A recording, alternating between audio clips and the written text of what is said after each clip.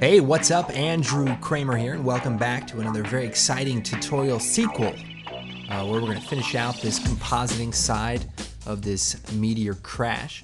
Now, we've created some debris in 3D Max, and now we're going to import that. So here is the sequence, road explosion. We can drag that right into the project, and it will import it as a sequence, and that'll just take about 5 minutes. Okay, so here's our shot. I'm going to go into the interpret footage, set this to 24, and hit OK. Now we're going to take our raw footage, drag it into the new comp button, and wow, it's awesome. I think we did this in one take, by the way. He just knew what he was doing. So I'm going to trim the comp here, and so we just have this. By the way, you can do a sky replacement using the sky replacement tutorial. That'll work. Actually, I recorded the first half of this tutorial earlier today, so I was in a good mood. I had lunch. Things were looking up. And now it's like the middle of the night. I'm tired. I don't even know what we're doing here.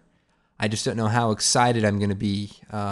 Some people ask me if I actually talk like that. Hey, what's up? Andrew Kramer here.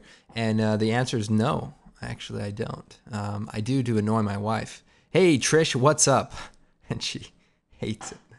All right, we better get some work done. So first thing we're going to do is motion track our footage. So it's shot handheld, but somewhat stationary. All right, bring up the tracker controls, and we'll select the footage, track motion.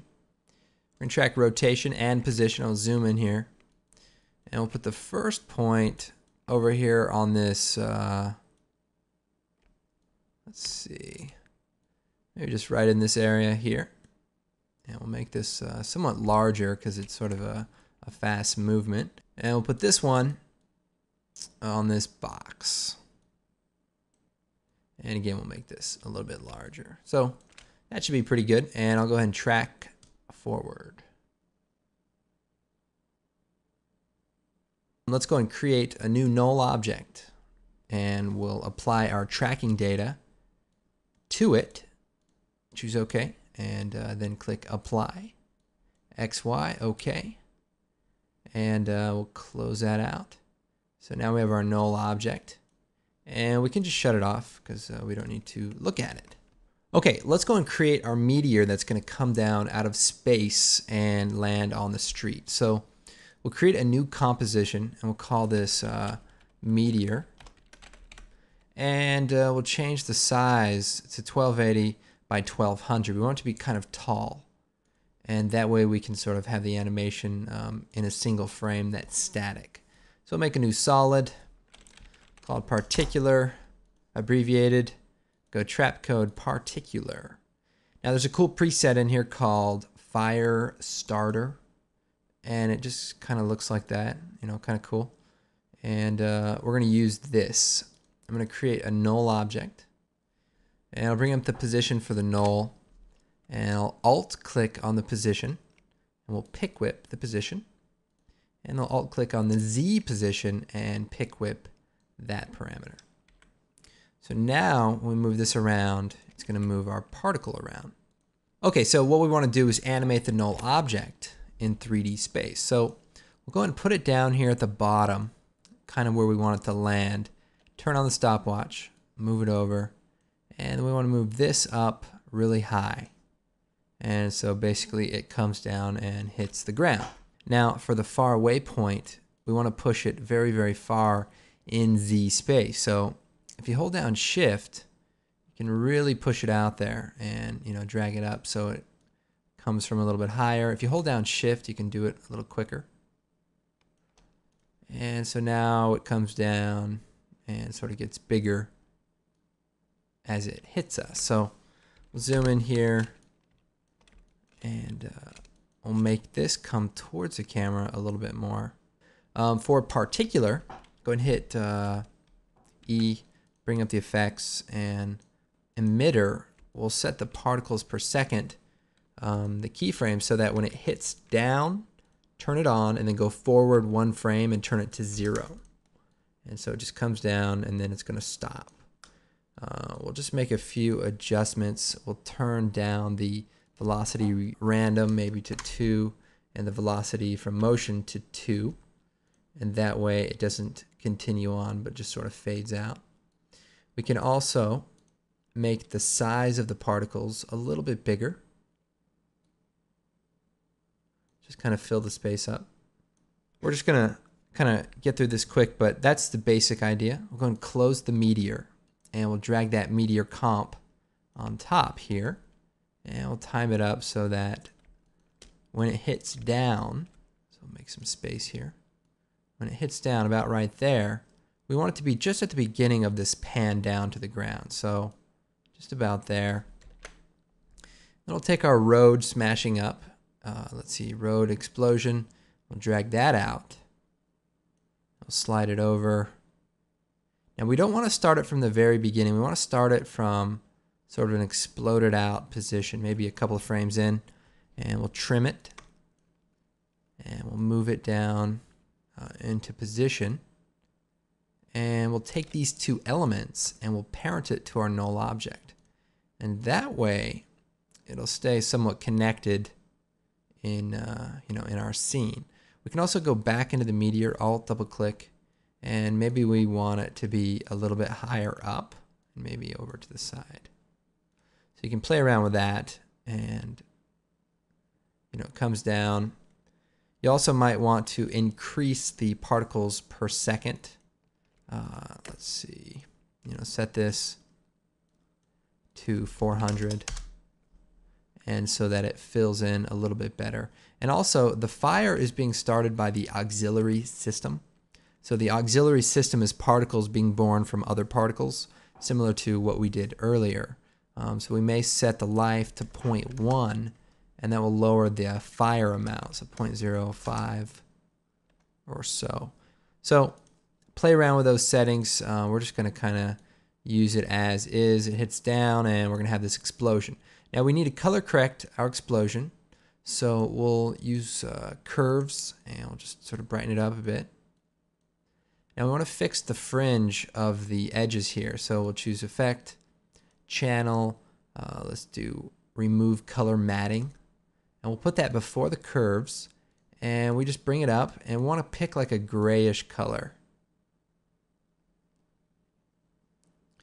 And basically pick a color until it blends well. And that works pretty good. So that way it looks a little bit better. So that's the basic idea. To get this effect going is sort of having the meteor hit down, and then we have the street sort of exploding. Okay, so I've imported this ground cracks image, and it's basically created in Photoshop from some different images, and I painted some stuff and put it together. And we'll go into the comp, and we'll take the ground crack, put it below everything, and change the transfer mode to multiply.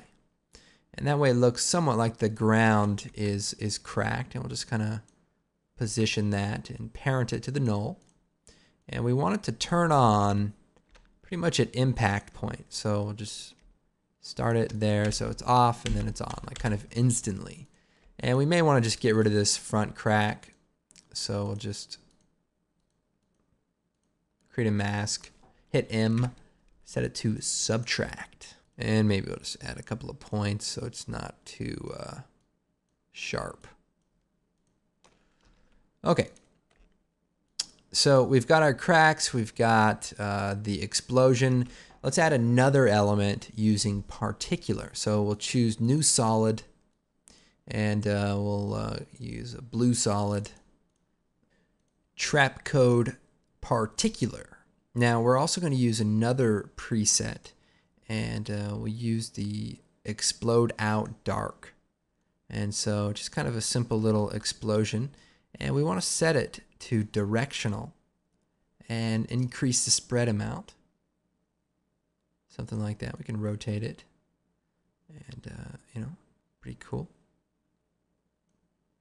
Now I may want to change the particles per second, so I'll hit U and double click on the first keyframe. We can set this to like 800 and have a lot more pieces, maybe 600, And let's go down to the auxiliary, and we're going to play around with that size. But first, turn up the velocity. And then we'll come down, turn up the size of the particle so it sort of fills in a little better. And we're going to use this as sort of an added element. So we need to speed it up. So again, turn the velocity up. And then bring the size up so it fills in. And we can also even just increase the particles per second. And you can see that's going to fill in with additional pieces. So just kind of a mixture of those two should get the job done. Then I'm going to turn this back on so we can see everything. And I'm going to put this right below the meteor exploding on the street. And then I'll move this over.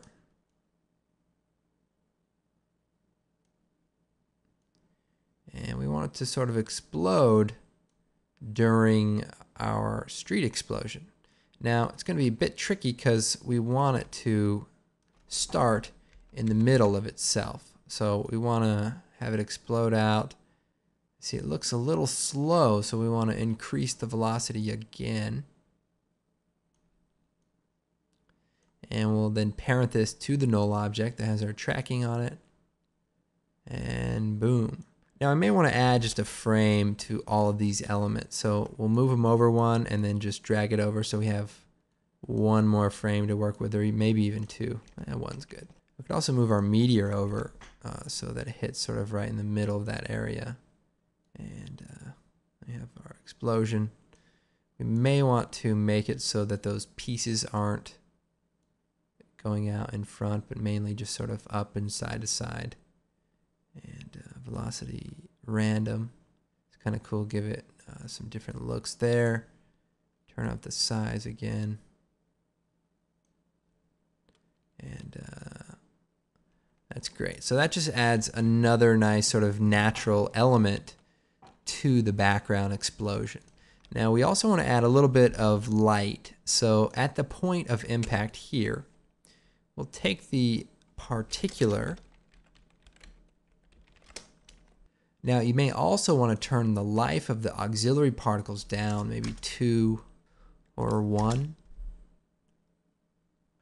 Okay, now the other thing is we rendered out our street explosion at 60 frames per second. So I'm going to go into the time and do a time stretch to 65%.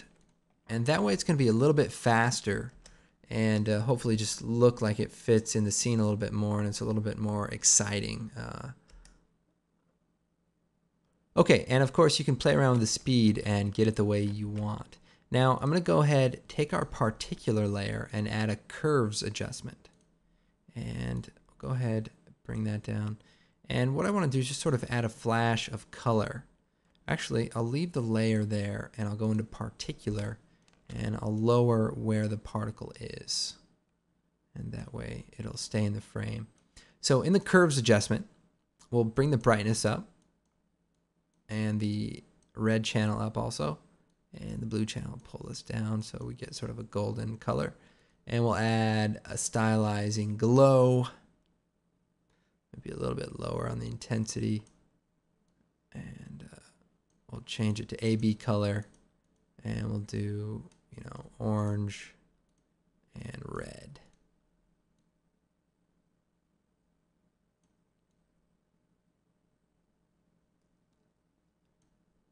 Okay, so just a simple glow, and what we want to do is keyframe it. So we'll keyframe the intensity and the curves adjustment. And then we'll move forward about 5 frames, 1, 2, 3, 4, 5. Page down, by the way. And we'll reset the curves, and we'll turn the intensity of the glow down to 0. And that way, we'll have sort of this big kind of explosion when it hits initially. And it'll sort of wither away after the initial impact. And you can play around with the size of the particular. We can do that by adjusting the Z position. And if we push it back further, it'll basically be smaller.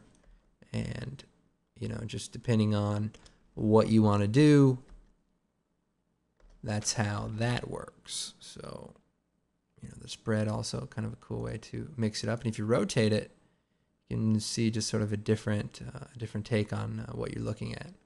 Okay, now one more thing we can do is add a layer of smoke. So we'll create another solid, and we'll make it grayish gold, and we'll do trap code particular, and we'll come down to the emitter settings. We'll set the direction to disk, and that way the particles will sort of shoot out in a flat manner, and we'll sort of match the floor, and we'll turn the velocity up.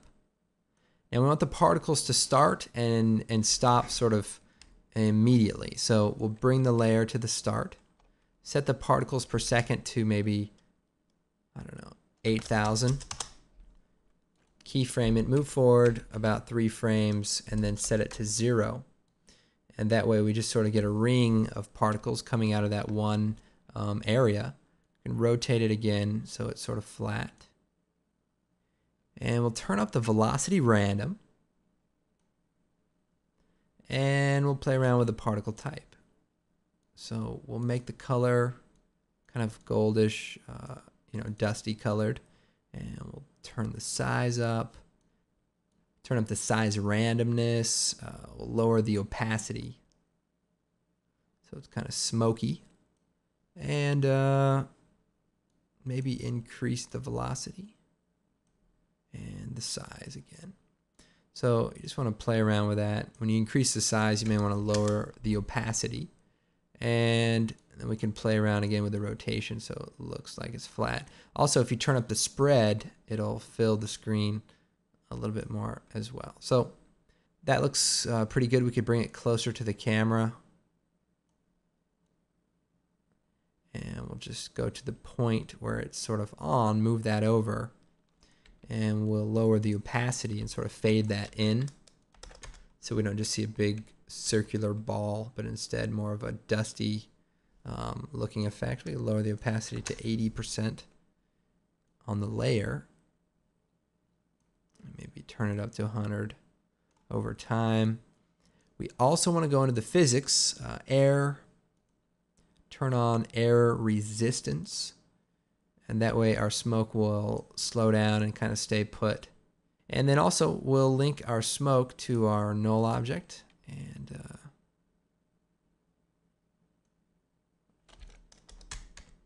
make sure that fades in completely. And we can adjust the position of this so it kind of runs along the surface of the ground.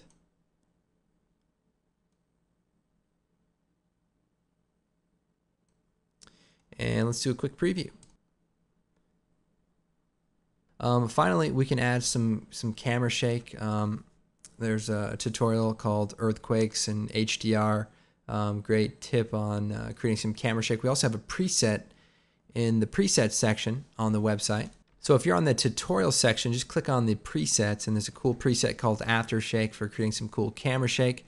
And if you're new to After Effects, be sure to check out our After Effects basic training. Learn some of the shortcuts and all the little things I do on the keyboard. And finally, be sure to check out some of our products. We got some cool stuff in there, and it'd be a great way to support the site. And we keep making these awesome tutorials. I can't wait to get into some of the new subjects that are coming up, and it's just a lot of fun. Okay, so I hope you guys had a good time. There's other cool things that you can do if you're in a 3D program like Afterburn. Just create a little bit more realistic looking, smoky looking atmosphere. That's one cool thing. You could add sort of a bright glow during the impact to kind of create, another, wild looking effect. And you can add some color correction. We got Film Magic Pro. I have a preset called Green Easy. Drop that on there. And of course, some camera shake will make this even more exciting. Anyway, my name's Andrew Kramer, and I don't really talk like this, but it's just the way you do things. If you were to talk to some of my teachers back in the day, they would not believe that I am on the internet, public speaking about any type of subject. They probably would say, "Oh, Andrew Kramer, he's probably living in a dumpster somewhere." Well, I'm actually living in my car next to a dumpster, but it actually comes in handy. So despite what, she says. Okay, well, I hope you guys enjoyed this. We'll see you next time.